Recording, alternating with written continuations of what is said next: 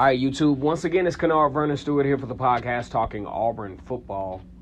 Go ahead and like this video, comment, and subscribe to Vernon Speaks Sports Auburn. And as always, it's great to be an Auburn Tiger or Eagle. Been having a lot of fun this week, capping off the Auburn versus Georgia game. Of course, we had the entertaining stuff with the college football playoff coming out. Georgia ranked number 4. Alabama fans are looking for some help to get in. They're hoping some folks can lose.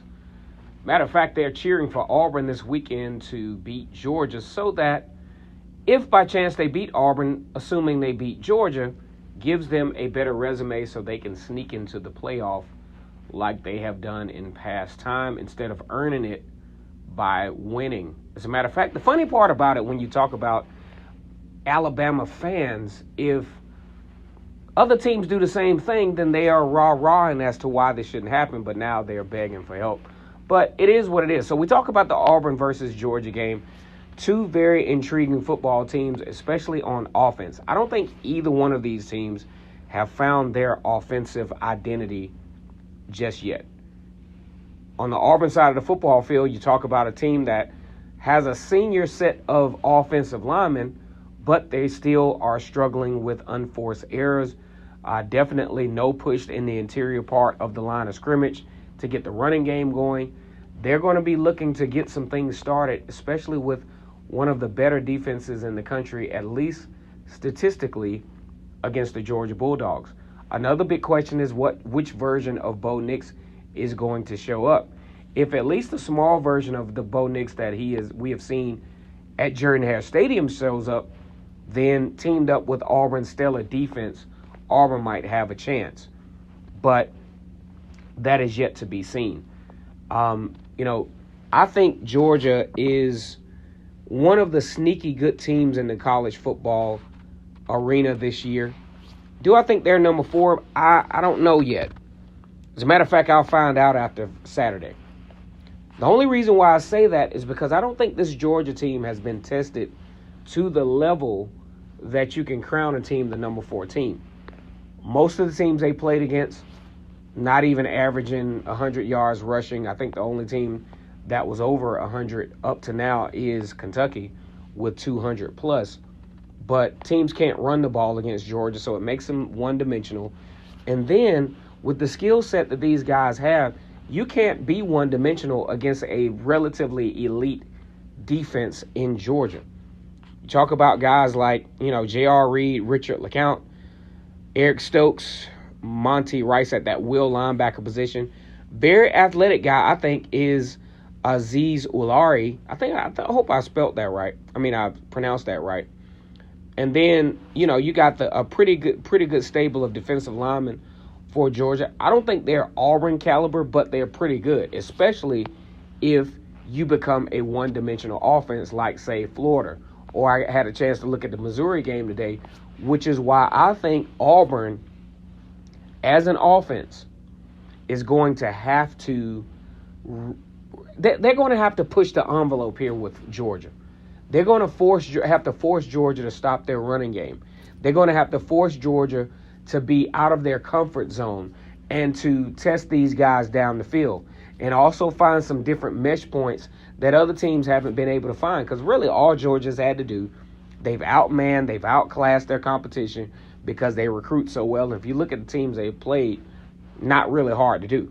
But Auburn is going to have to spread these mesh points out a little bit, because really all Georgia basically does is cave things down to where you don't have any passing windows for real.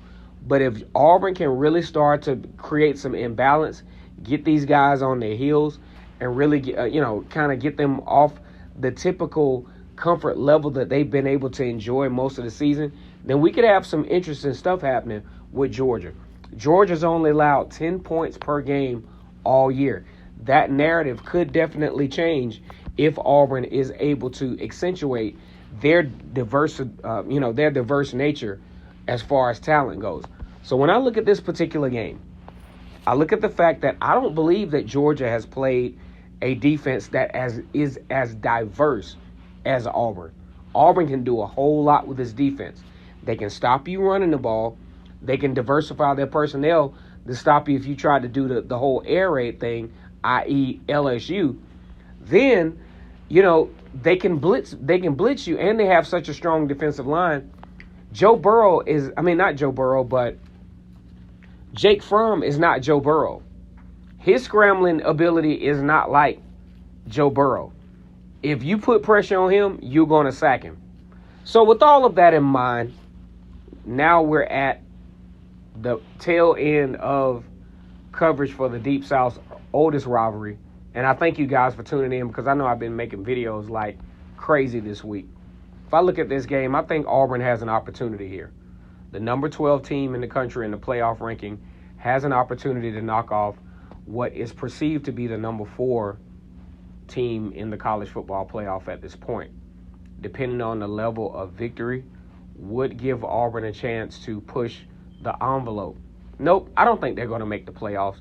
But I keep saying this because I want to put the committee on the spot to where you got to start considering other elements when placing teams in this Final Four if you're going to make the college football playoff legit. When I look at Auburn and Georgia, Auburn is at home. Georgia has not particularly played well in Auburn for the last few years, especially in 2017, 2013. Even in 2015, Auburn actually should have won that game. A fumble on the goal line by Carson Bailey. Not Carson Bailey. Who was that? Ricardo Lewis. I'm sorry. Fumble on the basically the goal line by Ricardo Lewis, one of those 12 o'clock games for Auburn and Georgia, cost them there. So Auburn should be working on their third straight win at home. You take away the 2015 game against Georgia. Even should have beat Georgia at home in 2016, but a lot of stuff happening there. But when I look at predictions for this particular ball game, I like Auburn here. As a matter of fact, for some of you betting guys, right now, the spread is, they got Georgia favorite 2.5, all right, with an over-under of 40. I think Auburn covers the spread, and they go over. I don't think this is a game where 40 points is just not enough as far as coverage here. You take Auburn 28-24 over Georgia in a very, very nice, nostalgic dogfight in the SEC. Go ahead and like this video, comment, and subscribe to Vernon Speaks Sports Auburn. And as always, it's great to be an Auburn Tiger, War Eagle.